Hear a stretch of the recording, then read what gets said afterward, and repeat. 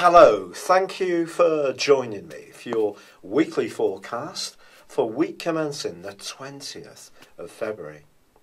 This week begins with the Sun getting established in the sign of Pisces, the 12th zodiac sign, which is mutable, so it's moving in terms of its quality, and of course it's watery, so it's very instinctive, and the co-rulers are Neptune and Jupiter. Now, Neptune and Jupiter are going to be hugely important players in this particular week. But whilst the Sun's just getting a breather, finding where it is, on the other side of the heavens is the North Node, which is reversing in the sign of Virgo. It kind of goes backwards, goes forwards, and it then goes backwards again. And the general direction of the travel is in reverse. So what we have on Tuesday is a direct opposition between the Sun and the North Node. Now, you'll probably know that the North Node is the outcome, said to be the dragon's head, and it's the outcome of any situation. It's the karma that we accumulate, and it outcomes in a positive way. I think another way of looking at the North and South Nodes, because obviously the South Node is exactly opposite, therefore embracing the Sun, is that we have to keep working at what we inherit when we come into this world from a spiritual dimension. So if you find yourself at the start of this week feeling quite sensitive, it wouldn't be a surprise, perhaps less so if you're actually a Pisces, but certainly if you're an Aries person you may feel so. And also there is all the activity and action that's going on in the sign of Aries.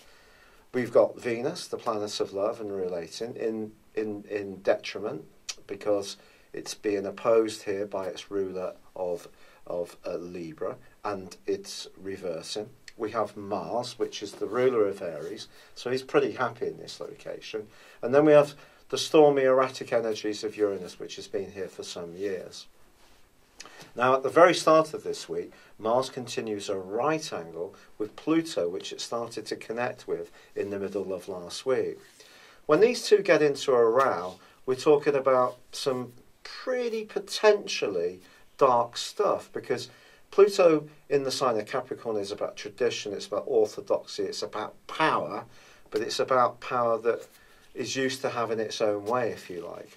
Whereas Mars in Aries is much more new, fresh, radical. It wants to go for it straight away. So a push-pull situation may come up in your situation or mine. And someone may try to push their weight around too much, but we also have to be aware of our own actions and motives. Now, in the first half of this week, Mercury is actually forging a gorgeous link with Uranus, suggesting that far-sighted ideas that are original and different can flash onto the news headlines as this is such a Uranian and Aquarian connection. But by the middle of the week, Mars is not only squaring up with Pluto, it's combining with Uranus itself. This becomes potentially highly toxic because it's in an opposition with Jupiter, which is tracking backwards. And in itself, that just, I think, leads to the potential for some impulsiveness and not necessarily thinking through our deeds and just getting in the moment and going for it, especially with Uranus there, which could actually, if you're someone who tends to play it a little bit safe, be an exhilarating thing to do. But because of the square around to Pluto, Pluto squaring Uranus has been in the background for the first 2 months of this year, but it was very much to the fore until March last year for like 3 years, off and on. So that struggle between the power that wants to retain its grip and the pressure that's coming from people who want to have their voices heard, and it's more radical. So it wouldn't surprise me if there was industrial disputes, there were citizens seeking greater control over their parliaments, if there were some reactions to major political leaders, you might imagine who I'm referring to, or there could be states countries actually demonstrating their physical power and might through military exercises. So the whole thing can get quite sort of heated up in the latter part of this week.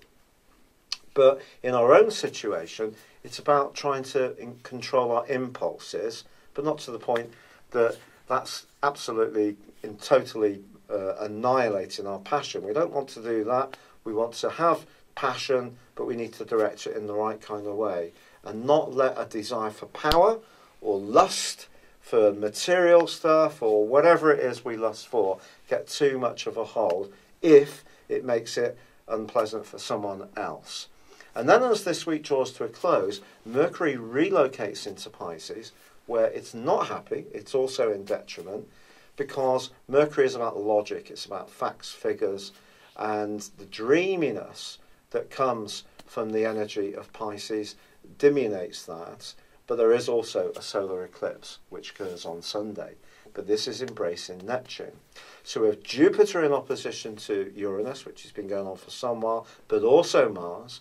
And we have Neptune combining with the Sun on the back of this solar eclipse. So the next 6 months potentially can be a time when fake news continues to find its voice, because Neptune can be very distorting in its impact. And if we go back to the new moon, which occurred, the full moon, which occurred back at the start of June last year, I think it was June the 8th, that forged a grand mutable cross. And I think that's been behind a lot of this sort of fake news stories that are coming through, this distortion.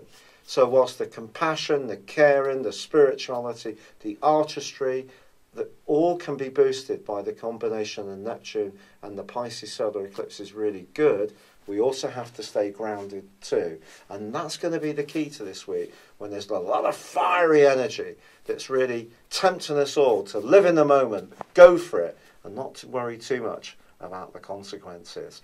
It's been a real pleasure being with you. Thank you for joining me.